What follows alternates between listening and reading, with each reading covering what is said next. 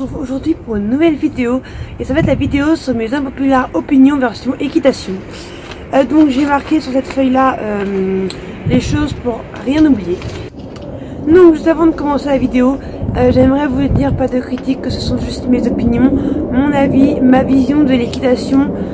Voilà, c'est ma vision de ce qui me plaît et ce qui me plaît pas dans la vie équestre, qui n'est pas commun à tout le monde. Et donc déjà on va commencer par une catégorie qui est très succincte, vu que ça va être les catégories des marques. Donc ça c'est vraiment, chaque goût est propre à chacun. Franchement là c'est vraiment mon avis et franchement je trouve que cette catégorie là sert un peu à rien, vu que on a chacun nos goûts. Mais je vais quand même vous dire ce que j'aime et ce que je n'aime pas. Donc déjà les marques que je n'aime pas, enfin que je comprends pas pourquoi tout le monde adore en fait plutôt. Donc c'est déjà les bombes Charles Owen. Donc je vais mettre une photo maintenant.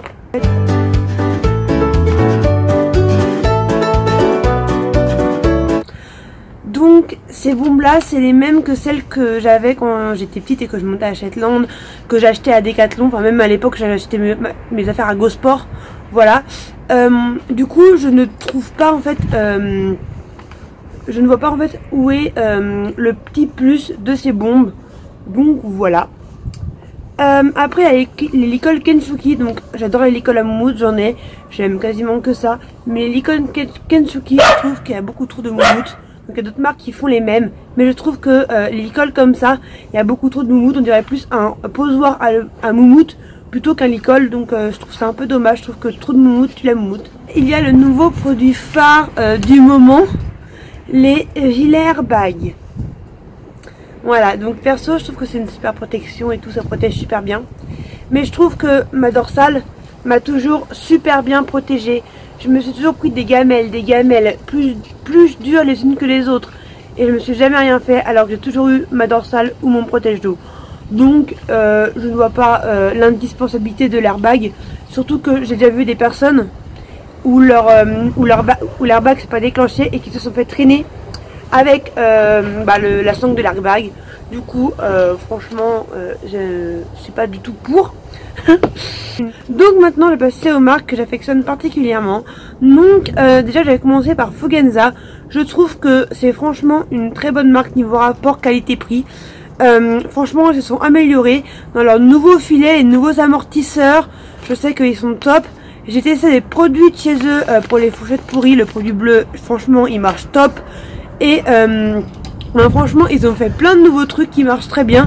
Donc si vous n'aimez pas cette marque là parce que vous avez des mauvaises a priori, franchement allez faire un petit tour pour voir de vos propres yeux et constater que bon, je sais que les selles ça faut pas les acheter hein, ça je vous le dis, mais pour tout ce qui est petit matériel textile, même pour les vêtements du cavalier, tout ça franchement niveau rapport qualité-prix c'est franchement top. J'ai des guêtres qui viennent de chez Decathlon, elles sont encore intactes, elles n'ont pas une rayure, alors que je les ai depuis que j'ai commencé au Jon Marin, donc ça veut dire 5 ans, 6 ans. Donc franchement, alors que mes guêtres Norton elles sont déjà rayées de partout, alors que ça fait 3-4 ans que je les ai, 4-5 ans que je les ai, enfin après elles sont plus abîmées que celles que j'ai eues avant. Donc voilà. Après il y a une autre marque que j'affectionne particulièrement, c'est les marques peu connues comme Voltaire Design par exemple. Donc en fait je trouve qu'en fait avec YouTube, avec Insta, avec tout ça, tout le monde va aller vers les mêmes vendeurs, vers les mêmes selliers, vers les mêmes créateurs, parce que des gens qui ont beaucoup d'abonnés vont en parler, parce qu'ils vont eux trouver que c'est très bien, et du coup les gens vont se dire ah bah lui il est connu, il trouve que c'est très bien, donc c'est très bien, alors que pas forcément. Je sais que tout le monde va chez CWD parce que c'est une très bonne marque de sel, c'est un très bon cellier, c'est tout ce que vous voulez. Tout le monde va chez Devoucoux, Antares, GBS, voilà. Donc ces marques là, je sais que tout le monde les adore, tout le monde les surclasse un peu trop, parce que il y a d'autres sels qui sont aussi bien, voire mieux, et qui sont juste beaucoup moins connus. Et je trouve ça dommage Parce que en fait, c'est même pas une question de est-ce qu'elles sont mieux ou est-ce qu'elles sont moins bien. C'est une question de elles sont plus connues ou moins connues. Donc, pour moi, il faudrait que tout le monde laisse la chance à n'importe quelle marque, même si la marque n'est pas très connue. Donc, voilà. Maintenant, on va passer aux choses un peu plus intéressantes, on va dire.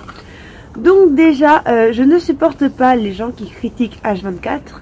Tout le monde, alors que eux-mêmes ne sont pas parfaits. Donc personne n'est parfait. D'accord? Ça je vous le dis directement. Mais alors pourquoi vous allez vous mettre à chaque fois à critiquer H24 une personne pour la mettre à plat, pour la faire abandonner, pour la faire aller plus bas que terre?